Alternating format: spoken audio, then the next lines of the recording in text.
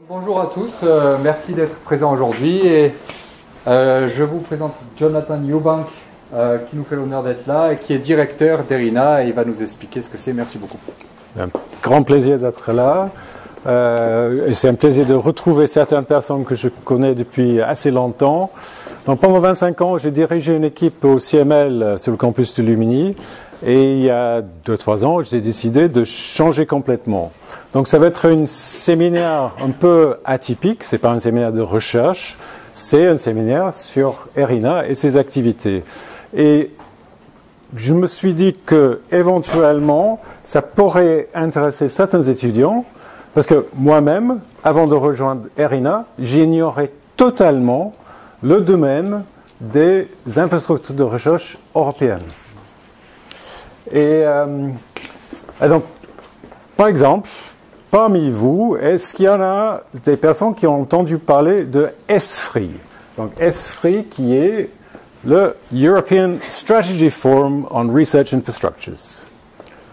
Ça ne m'étonne pas, sachant que dans l'organisation de la recherche en Europe, par la Commission, il y a une partie recherche, donc ça c'est dans ce qu'ils appellent le pilaire 2, et il y a toute une autre partie, qui est la partie 1, qui contient les infrastructures de recherche. Et il y a des milliards d'euros qui sont investis dans les infrastructures. Certains, vous connaissez, comme par exemple CERN, c'est une infrastructure de recherche. Mais il y a des infrastructures de recherche qui couvrent tous les domaines de la recherche.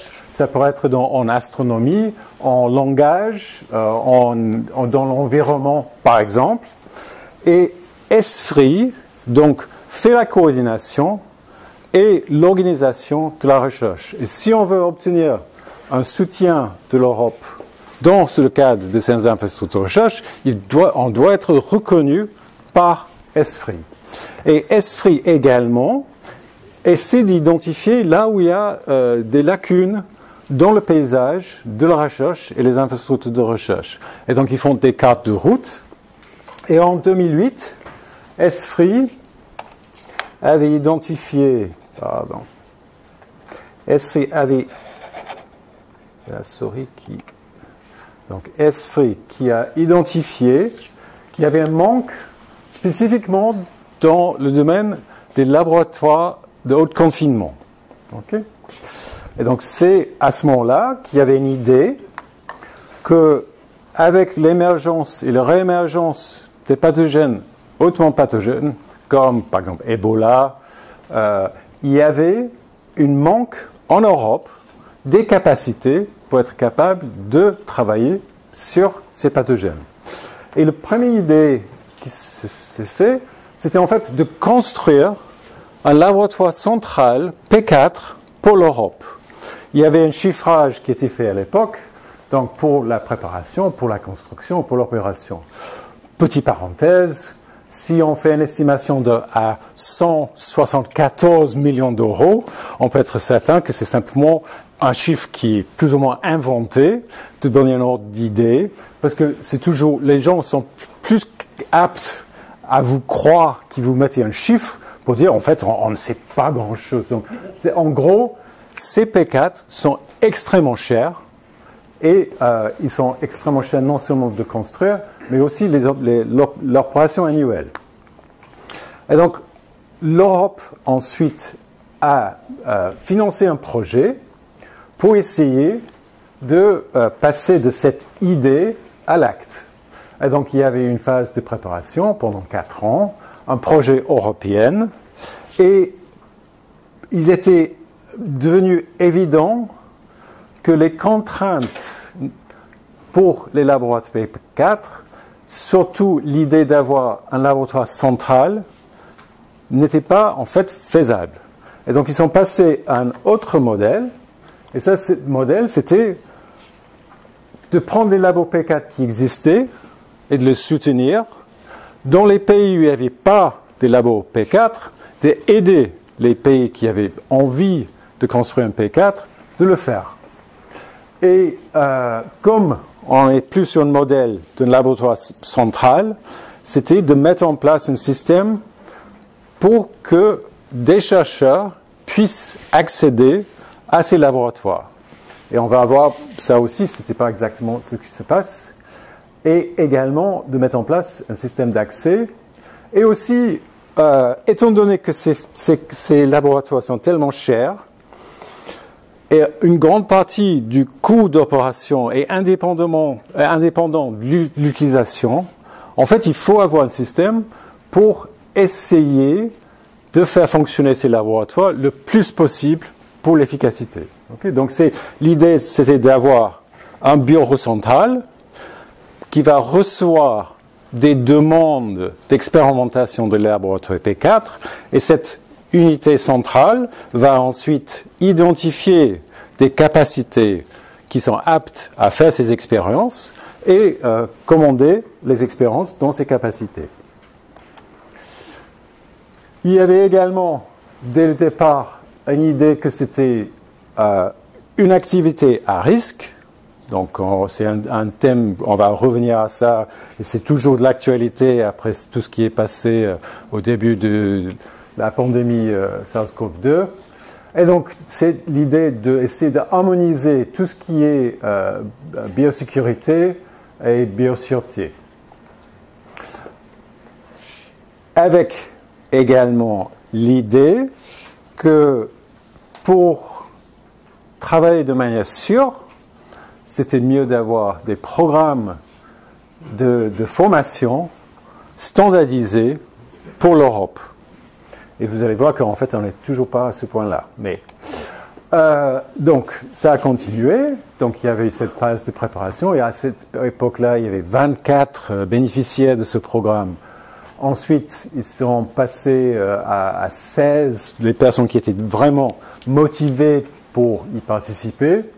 La coordination, c'était assurée par INSERM. Donc, il y a le P4 à Lyon, et INSERM a toujours pris un rôle très important dans la structuration de la recherche pour des pathogènes hautement pathogènes en Europe. Si on veut mettre en place une structure de coordination, il faut avoir une base juridique. Il s'avère qu'en Europe, il y a pas mal de ces infrastructures de recherche qui sont structurées dans un système qui s'appelle ERIC, European Research Infrastructure Consortium. Et donc, ces ERIC sont financés par les États membres directement. Ça ne correspond pas à la réalité des labos P4. Et donc, pour ERINA, un autre choix a été fait. Et ça, c'était de former un ASPL, Association internationale sans but lucratif, belge. Donc c'est un statut qui existe en Belgique qui permet de regrouper des personnalités morales dans une seule structure. Donc on est indépendant et notre but, c'est de faciliter l'étude des microbes hautement pathogènes. Donc on est maintenant passé à une étape par, encore une fois, un financement européen de courte durée pour la mise en place de cette infrastructure. Et on était en 2018 reconnu par ESFRI comme une entité sur la carte de route. Et donc, on rejoint toutes ces autres infrastructures de recherche. Et donc, par exemple, vous avez peut-être entendu de Instruct, donc Instruct qui fait la biologie structurale. Il y a EU OpenScreen, donc c'est criblage haut débit. Elixir, donc c'est la bioinformatique. Elixir pilote le European Nucleotide Archive, donc c'est l'équivalent européen de GenBank. Et il y a également Eurobioimaging, microscopie, et Infofrontier, des souris KO. Chacun de ces infrastructures reçoit des financements et permet ensuite des chercheurs d'accéder à ces infrastructures gratuitement. Je vais revenir à ça. Et donc c'est une opportunité de recherche que par exemple au CML, quasiment tout le monde ignorait, mais c'est une façon très intéressante. Comme je vous ai dit, il y a des milliards d'euros qui sont mis dans ces infrastructures de recherche européennes. Et en France, on ne profite pas suffisamment de ce soutien pour la recherche. Et l'autre raison pour laquelle je me suis dit que ça pourrait être intéressant de faire ce séminaire aujourd'hui. Non seulement les chercheurs ignorent les infrastructures de recherche, mais également les infrastructures de recherche ont besoin des scientifiques pour y travailler. Par exemple, à ERINA, on a des virologues qui ont décidé, soit après une thèse, soit après un postdoc, qu'ils étaient plus intéressés par le pilotage et la coordination de la recherche que la recherche proprement dit. Donc c'est une autre carrière pour des personnes avec une formation scientifique. C'est une carrière qui est assez valorisante. Parce qu'en fait, on est impliqué dans les programmes qui vont avoir un impact sur la mise en place des, ce qu'on appelle les medical countermeasures, donc les vaccins, les antiviraux ou les diagnostics. Donc, depuis sa mise en place en 2017-2018, ERINA n'a pas cessé à croître, donc on a des membres. Donc, selon le pays, les labos P4 sont sous la tutelle soit de l'université, soit d'un ministère, soit par exemple en France, INSERM, ou une agence de santé publique. Et donc les membres qu'on a sont listés ici. On couvre la grande majorité des pays européens et la majorité des labos P4. Si vous avez des questions, n'hésitez pas, s'il y a des choses qui ne sont pas claires, n'hésitez pas de m'interrompre. Les Anglais font toujours partie, donc vous pouvez mettre les pieds. Oui, tout à fait. Et en fait, tout est une définition. Et comme on est un ASPL, en fait, on peut accepter n'importe quelle entité. On est en train de discuter, et je vais revenir à ça, par exemple, avec le seul P4 complet en Afrique, donc c'est à Johannesburg, National Institute of Communicable Disease. Et donc il n'y a aucune barrière pour intégrer des capacités internationaux. Et comme je vous ai dit, donc je vais revenir à ça. De manière anecdotique, en fait, les Britanniques ont rejoint ERINA à une époque où l'accord avec l'Europe n'était pas signé pour la continuité d'accès au Horizon Europe. Et donc, en faisant partie de ERINA, ils accédaient au financement européen qu'ils n'auraient pas accès s'ils n'étaient pas partie d'ERINA. Mais ils sont très contents, ils vont rester, même si maintenant ils ont cette possibilité. Et donc, en Angleterre, c'est l'Université d'Oxford qui a mis en place le Pandemic Science Institute. Donc, c'est un institut qui est dédié à la préparation pour les pandémies, avec un très fort investissement grâce au succès du vaccin Oxford AstraZeneca. On a également le laboratoire du UK Health Security Agency, donc c'est à Porton Down. Donc on a deux membres au Royaume-Uni actuellement. Et donc comme je vous ai dit, donc c'est principalement les P4, mais c'est aussi un certain nombre de laboratoires BSL-3+. Par exemple, à KUL, on les a intégrés parce qu'à KUL, ils ont mis en place un système entièrement robotisé de criblage pour les antiviraux. Dans un système, c'est un robot dans un laboratoire de confinement où il n'y a aucune personne qui entre dedans. Donc c'est une capacité assez intéressante. Par Erasmus Medical Center aux Pays-Bas, eux, ils ont un catalogue, une capacité de modèles animaux extrêmement large. C'est le plus large en Europe. Comme on peut, par exemple, intégrer INSERM. Il s'avère que INSERM, donc on a le laboratoire P4 à Lyon, mais en fait, récemment, INSERM a fait intégrer dans ERINA aussi l'unité de virus émergents ici à Marseille, et aussi l'insectarium BSL-3 de Strasbourg. Et donc, s'il y a des capacités ailleurs en France de l'INSERM qui sont pertinentes pour ERINA, eux, ils sont d'office entrés dans ce réseau de laboratoires. Donc, qu'est-ce qu'on fait? Donc, comme je vous ai expliqué, donc c'est un réseau distribué des laboratoires et notre but, c'est de faciliter l'accès des chercheurs qui ont besoin d'accéder, par exemple, à un labo P4 pour faire des tests in vivo d'un candidat vaccin ou médicament antiviraux, in vivo ou in vitro, donc d'accéder à ces capacités et aussi à l'expertise. Et en regroupant ces capacités différentes, ERINA propose une seule point d'entrée pour des personnes qui ont des projets très larges. Donc, il s'avère que pour certains projets, un laboratoire peut faire une partie, un autre laboratoire une autre partie. Donc, on peut imaginer un criblage dans un laboratoire, des tests in vitro dans un autre laboratoire et une partie in vivo dans un autre. Donc, en passant par ERINA, on facilite ces démarches qui sont sinon extrêmement complexes pour travailler dans les laboratoires P4.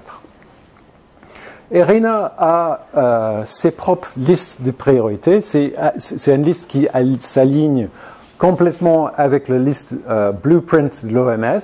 Donc, c'est listé ici. Mais on garde toujours un intérêt particulier pour des pathogènes qui posent une menace pour l'Europe. Donc, en ce moment, on parle beaucoup de CCHF. Peut-être vous savez que les tiques, qui sont les vecteurs pour CCHF, ont passé de l'Espagne en France et il y a maintenant c'était en octobre dans les Pyrénées pour la première fois, les tiques positifs pour CCHF et ont été découverts dans les Pyrénées. En Espagne, il y avait un intervalle de 3-4 ans entre le découvert des tiques positifs et les premiers cas humains. Sachant que CCHF, il n'y a pas d'antiviraux, il n'y a pas de vaccin, il y a une mortalité de 40%. Okay? Donc, c'est des pathogènes qui sont vraiment une source d'inquiétude pour l'Europe. Et il y a également Disease X, donc c'est la pandémie qu'on imagine qui va arriver, mais qu'on ne peut pas aujourd'hui prédire ce que ça va être. Et donc, il y a un soutien pour l'étude de la virulence des pathogènes, il y a un soutien pour la recherche de la réponse immunitaire et il y a également, comme je vous ai dit, le soutien pour le développement préclinique des mesures contre ces pathogènes. Donc ça peut être les diagnostics, les thérapeutiques, les antiviraux et des vaccins. Et je vais vous donner certains exemples par la suite. Donc, ces recherches in vitro dans les laboratoires de haut confinement, avec tout ce qui est listé ici, je ne vais pas rentrer dans les détails. Donc, cette proposition d'accéder à la recherche, c'est soit par un contrat, et je vais donner certains exemples, soit c'est un mécanisme qui a le nom de Transnational Access. Donc, si dans un modèle classique de financement, donc il va y avoir un appel au projet, le laboratoire va recevoir les fonds et ils vont faire la recherche. En parallèle, l'Europe donne directement aux infrastructures de recherche des fonds permettant l'infrastructure de recherche de lancer un programme pour donner aux chercheurs un service gratuit. Donc, par exemple, si InfoFrontier propose un DNA, vous aurez la possibilité d'obtenir une souris KO ou une souris transgénique ASTE humain gratuitement. Si vous avez une protéine à cristalliser et faire la structure, Instruct a des fonds vous permettant simplement de déposer une demande et eux, ils font tout le travail. OK? Donc, comme je vous ai dit, personnellement, j'ai ignoré totalement cette capacité et c'est bien soutenu par l'Europe et je pense qu'on peut plus profiter qu'on fait actuellement. Health Emergency Preparedness and Response Authority. Donc, c'est une agence, c'est un DG de l'Europe qui a mis en place pour chapeauter et piloter toute la préparation pandémie pour l'Europe, avec un financement qui va avec. Donc c'était pour prévenir, détecter et répondre aux urgences sanitaires. Donc développement, la fabrication, procurement, peut-être c'est le même mot, procurement, je me souviens plus, et distribution de ces contre-mesures. Et HERA, en reconnaissant la spécificité des infrastructures de recherche, c'est-à-dire que, contrairement à un labo de recherche, avec ses propres projets de recherche, un investissement sur le long terme, en fait, les infrastructures de recherche, en permanence, sont en train de changer d'un projet à un autre. On fait le travail qui est demandé. Donc, même si on a des priorités qui encadrent notre travail, s'il y a quelqu'un qui vient en disant, voilà, j'ai un financement, je fais faire ça, voilà, le jour de lendemain, on peut basculer d'un projet à un autre. Et c'est pareil pour toutes les infrastructures de recherche. Donc il y a une réactivité intrinsèque aux infrastructures de recherche qui est très intéressant dans le cadre de la capacité de répondre aux urgences sanitaires. Et donc il y a eu un financement, c'est une vingtaine de millions d'euros, regroupant plus de 150 partenaires dans 32 pays différents, donc venant de toutes ces infrastructures différentes.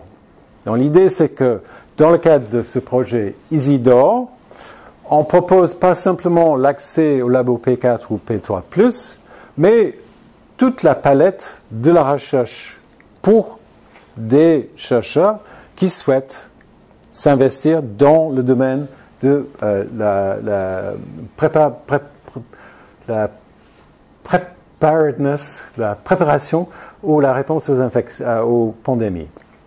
Donc, Integrated Service for Infectious Disease Outbreak Research. Une chose que je vais vous montrer plus tard, en fait, c'est un domaine pour lequel il y a plein d'acteurs différents. Il y a certains acteurs qui ont vraiment un rôle primordial dans la définition des priorités. Et pour Isidore, donc, il y a un conseil stratégique qui définit les priorités. Et ce conseil stratégique est fait de la communauté européenne, de l'OMS, de HERA, que je viens de vous parler, European CDC, Center for Disease Control, European Medicines Authority, donc ça c'est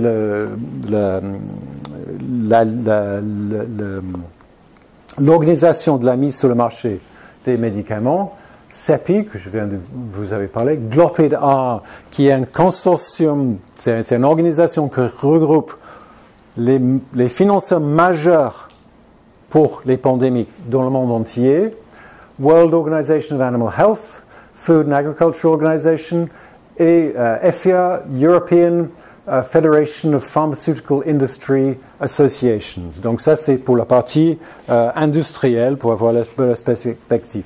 Donc on a un conseil qui ensuite va dire, ok Isidore, il faut travailler sur ce domaine ou ce domaine.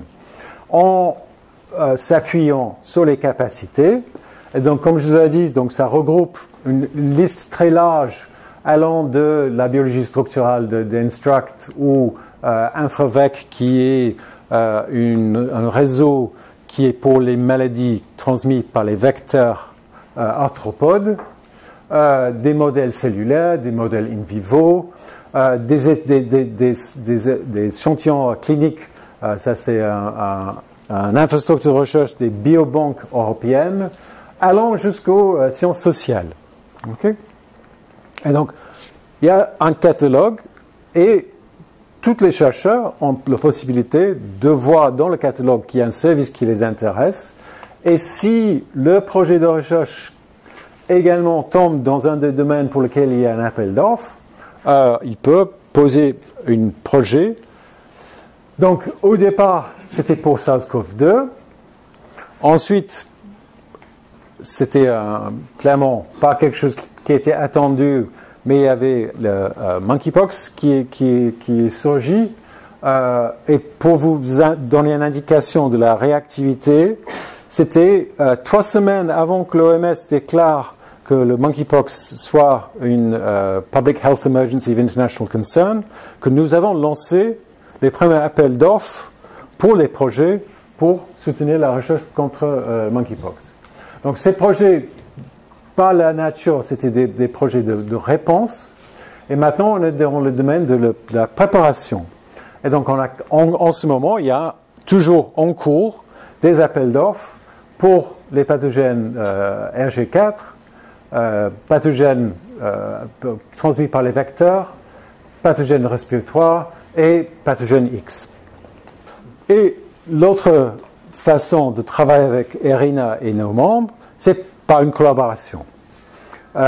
Et donc, soit ERINA va monter et coordonner un projet de recherche, soit ça va être ERINA et ses membres qui font partie d'un consortium plus important. Je vous ai parlé de CEPI, donc Coalition for Epidemic Preparedness Innovation. Donc CEPI a un réseau de laboratoires qui sont là, prêts à agir si CEPI a un projet. Donc, un des intérêts de ces réseaux, c'est vraiment que toute l'organisation est déjà en place, donc on peut avoir beaucoup plus de réactivité le jour où on doit faire appel à ces capacités. Et donc, ERINA entre dans ce réseau, et comme je vous ai dit également, donc soit on fait la coordination, soit la participation au projet. Donc, par exemple, cette année, on a démarré 3 projets. Un CCH Vaccine, donc comme le nom suggère, donc c'est l'avancement d'un vaccin pour CCHF et aussi la mise en place des anticorps monoclonaux thérapeutiques pour CCHF. Et un projet qui s'appelle APPEAL, donc c'est pour les antiviraux au spectre large, c'est quelque chose qui manque toujours aujourd'hui. Et NAVIP, qui est également pour le développement des antiviraux. Donc je vais parler brièvement de NAVIP. Donc NAVIP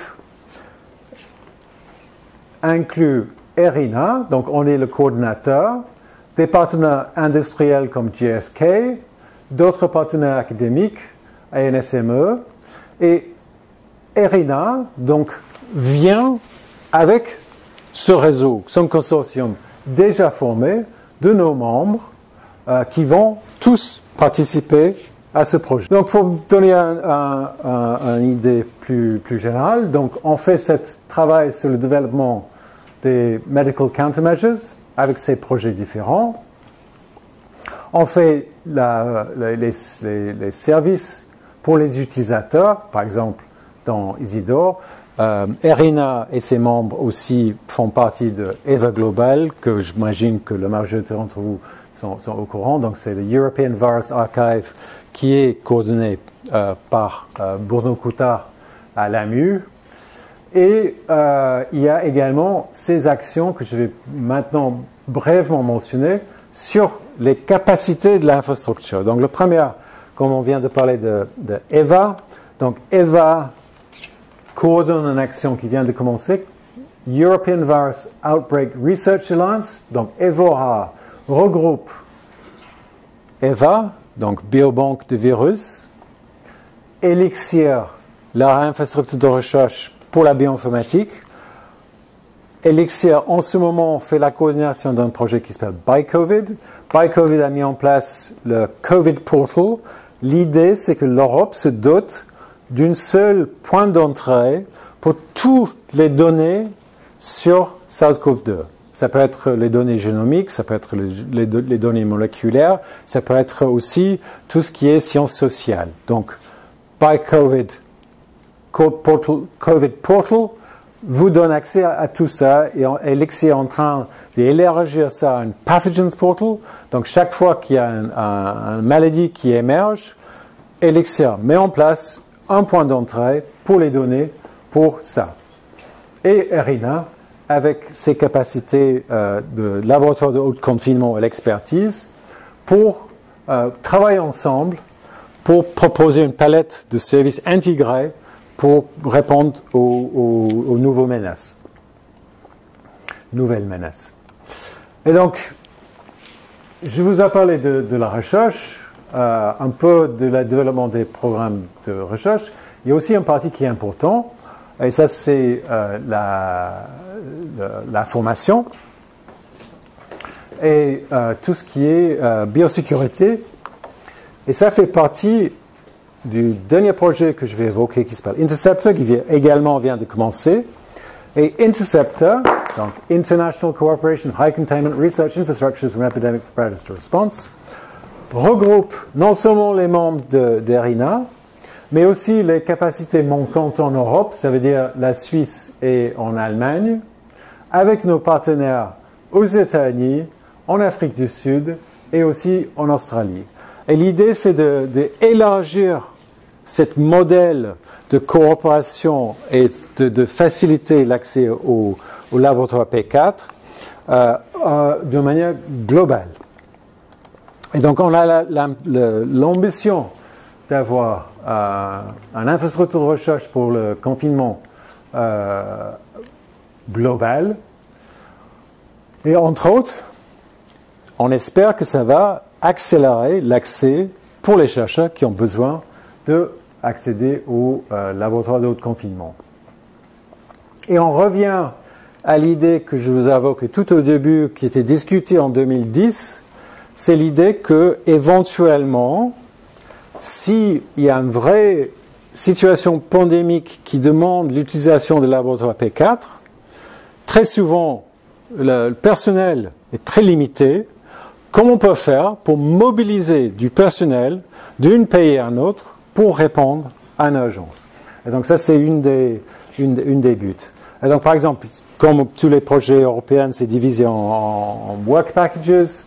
Et donc il y a un work package qui est pour rendre plus formelle l'adhésion aux règles de biosécurité, cette capacité pour le biorisque et essayer que dans l'avenir, toute la partie ingénierie de ces laboratoires soit faite de manière plus homogénéisée. Parce qu'en ce moment, c'est vraiment pays par pays.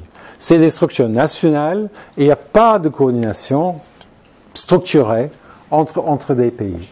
Et finalement, les capacités humaines, comme je vous ai dit. Et donc, pour cela, on identifie en ce moment les capacités qui sont centrales et on essaie de voir quelles sont les règles dans chaque pays. Par exemple, selon le pays, la formation n'est pas la même, les enquêtes, soit psychologiques, soit sécuritaires sur les personnels, sont pas les mêmes. Les règles, disons que par exemple dans certains pays, si vous ne travaillez pas dans une P4 pendant, pour certains, 3 semaines, vous devez refaire une formation. Pour d'autres, c'est 3 mois. Donc comment on peut harmoniser tout ça? Et comment on peut mettre en place des formations qui va permettre cet échange de personnel. Donc c'est un vrai challenge. En ce moment, la formation, en règle générale, se fait dans un laboratoire spécifique. Un exemple d'une journée de formation, donc quelqu'un qui ne sait rien, qui va mettre en place un P4 dans un pays X, va venir dans un laboratoire de ARINA, il va avoir une partie d'introduction, souvent très technique. Le laboratoire, comme on peut éviter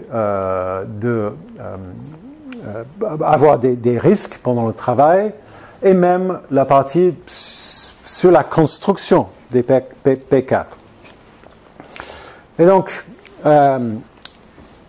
en plus de ces actions spécifiques, on veut mettre en place une stratégie commune et on a un intérêt particulier pour les pays du Sud parce qu'il y a un besoin. Donc, par exemple, en Afrique, il y a un besoin criant pour les laboratoires de haut confinement et ERINA en soi continue à à renforcer ces liens avec les pays endémiques. Donc il y a un intérêt avoir des connexions dans les pays où on pense que ces pathogènes vont émerger. Donc, il y a certains membres qui font ces parties de formation. Certains de nos membres ont déjà, pour les raisons historiques, des liens avec des pays en Afrique. Et on essaie de structurer tout ça de manière plus coordonnée. Mais on ne travaille pas seul, parce qu'il y a tous ces organismes qui sont déjà en place. Par exemple, il existe un réseau de laboratoires P4 vétérinaires, donc BSL4ZNet, avec ses membres qui sont listés ici. Il y a le European Biosafety Association qui fait beaucoup de formations. Il y a the International Working Group on Strengthening the Culture of Biosafety, Biosecurity, Responsible Conduct, qui est aussi là. Il y a certains acteurs qui sont très importants. Au Canada investit énormément dans tout ce qui est biosécurité. Donc il y a le Public Health Agency of Canada. Eux, ils ont des formations. Ils sont très présents dans les International Expert Group of Biosafety, Biosecurity Regulator. Donc là, je pense que c'est le pire d'acronyme, les IEJBBR.